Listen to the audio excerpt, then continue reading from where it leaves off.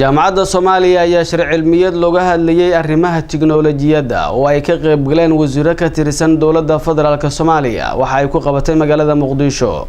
wariyahayaga Cabdiraxmaan Maxamed Cabdi Waabari ayaa inooga qayb galay warbixintan inooga diyaariyay.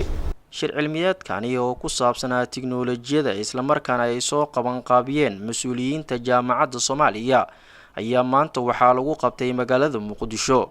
waxaana shirkaani ka qayb galay xubno ka tirsan golaha wasiirada xukuumadda Soomaaliya, ururada bulshada rayidka, mas'uuliyiin ka socotay ganacsato, mas'uuliyiinta shirkadaha isgaarsiinta ee ka howlgala gudaha waddanka Soomaaliya iyo marjaraf kala duwan oo lagu casuumay shirkani. wasiirka howlaha guud iyo guriyeynta xukuumadda Soomaaliya Sadiq Cabdullaahi Cabdi iyo wasiirka boostada isgaarsiinta ee xukuumadda Soomaaliya Cabdi Canshuur Xasan oo labadooda shirkaasi ka hadlay ayaa waxay bogaadiyeen horumarka ay sameysay jaamacadda Soomaaliya.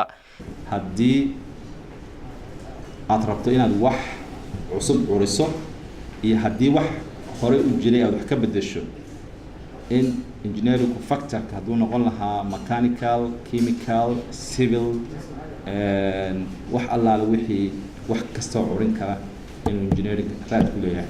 ardayda waxbarin sababtoo ah marka aan leenahay shuruuc dalkan uu leeyahay waxaad wax ku darsan kartaan dadka noociin oo kala adduunyada ka jira ama shirkadaha ha noqdaan ama jaamacadaha ha noqdaan, sababtoo ah haddii maalgashi lagu sameeyo dalkan ama wax idin dhexmaraan markaas waa inay marjac ay jiraan sharci wax loo noqdo.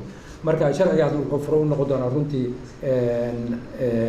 abuurid goobo shaqo oo u abuuri doono dhalinyarada halkan aan ku soo bandhigtay iyo kuwa kale la midka qaar ka mid ah ardaydii wax ka baratay jaamacadda Soomaaliya ayaa goobta waxay ku soo bandhigeen cilmi baaris la xiriirtay tiknoolajiyadda.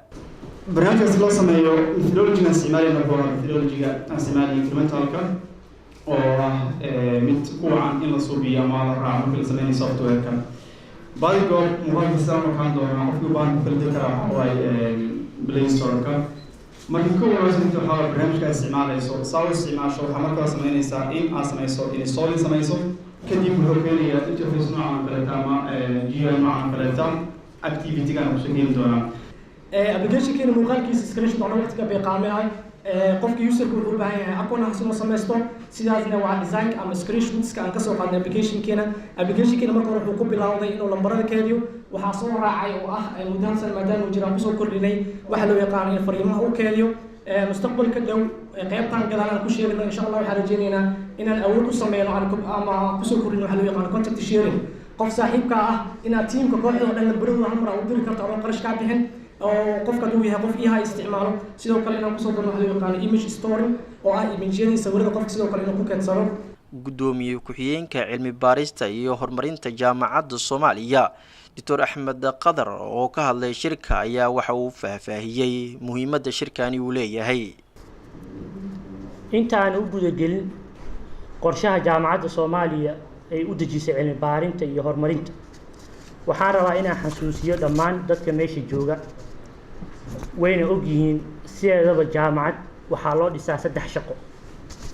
shaqada koowaad waa teaching and learning, ta labaad waa research and consultants, iyo midda saddexaad waa inay bixiyaan community services.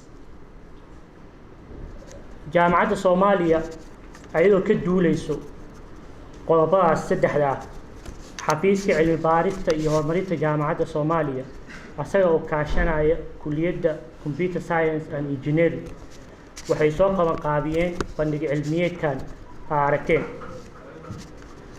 jaamacadda Soomaaliya sanad kasta miisaaniyadeeda waxaa ku jira lacag aad u xoog badan ee loogu talagalay in lagu qabto cilmi baaris, taasoo loogu talagalay in lagu fangareeyo dadka researchers-ka ah ee daneynayo inay sameeyaan cilmi baaris.